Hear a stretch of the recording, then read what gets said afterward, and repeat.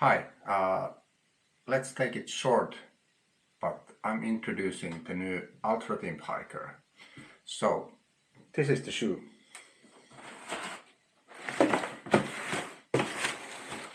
This is the box, and as you can see, it's pretty big. My size is 14, so I have a pretty big feet. It's been always like a little bit of a problem to get great shoes in the size, but there has been no problem with Altras because Altras make really big shoes. Some brands don't make like over 12.5 or 13 size, and that's a bummer because hey, there is people with big feet, and Altra makes 15. I think it's at least 15 also. So after 12 or 13, there's no half sizes anymore. It's 13, 14, 15. But 14 is my size. Sometimes it can be smaller, depends on the brand and where it's made, because we Finns have a big feet, so usually Finnish made shoes are a little bit bigger than somewhere. I don't know why, because it should be the centimeters also the same. This is UK 13, US 14 and European 49. So we use the 49 here, but I think some of the viewers might feel it more familiar to know all the sizes. So, about the shoe. The greatest part. The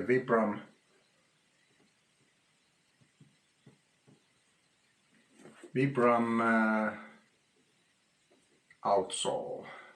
It's the Timp 4 runner had the Altras own outsole, and it's a great shoe, don't get me wrong. It's great comfy running shoe, but without the Vibram it was not the best grip in these conditions I have here in Finland. So it's a lot of roots, wet rocks, mud, you know, and I really love Vibram in these conditions here in Finland. There's some, maybe it might be some, if the lugs are big enough and stuff like that, it can be good, but I really never, I have used Salomon, Hoka sometimes, but also some Vivo barefoot shoes earlier and stuff like that. But I really didn't like any of those outsoles in these brands. If they had a Vibram, I like it, but the grip is not, you know, this is really grippy rubber, and the trails I usually run or hike, it has to be, because when there's something, you know, growing on the rock and it's wet, it's really slippery. And also the roots, when it comes, you know, it's winter outside, it's snow, it's ice. If it's really bad conditions, I put some ice studs in my own shoes, but with Vibram rubber you can go, you know, really long way without using the ice studs. Sorry.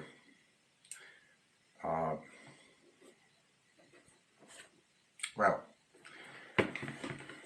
first thing, when I took the shoe from the box first time, I thought it's really quality craftsmanship.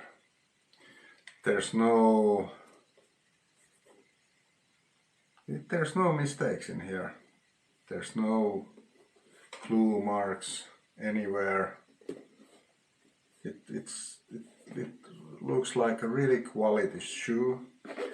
The upper feels really strong.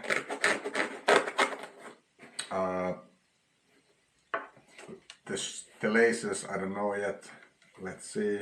Sometimes the laces are not best and they open when you use it, but if you use the double knot, it's better. But it's better if you don't have to use the double knot. So I don't know. Let's see if this is not slippery material. But I really like the shoe and the outsole. There's no like this. Yeah, this is a small strip, and this other is, you know, like connected to each other. Like in Olympus, there is this strips, and it's not connected from the end, so it started to fall off go off in a rocky terrain, and I had to glue it back. But I think that there's not so much midsole showing. It's great. It makes me feel like this shoe is more of a mountain shoe than the Olympus was.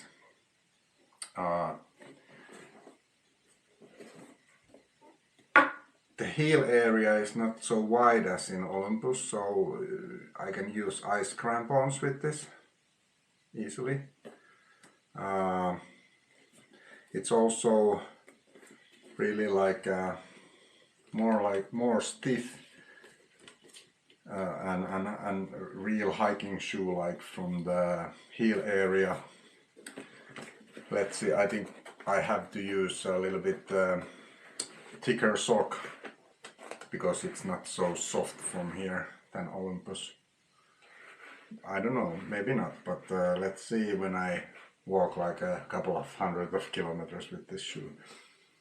First I take this out and walk the dog, just normal everyday walks. So I drive in the shoe for a while before I even consider to take it on the mountain hike or something like that. But I have a really good feeling about this. Of course it has Goretex, so for me I really thought the Olympus was a great waterproof shoe. So hopefully this is too. Of course, if you step in a puddle over this line, the water can come in here, but this part is really should be waterproof.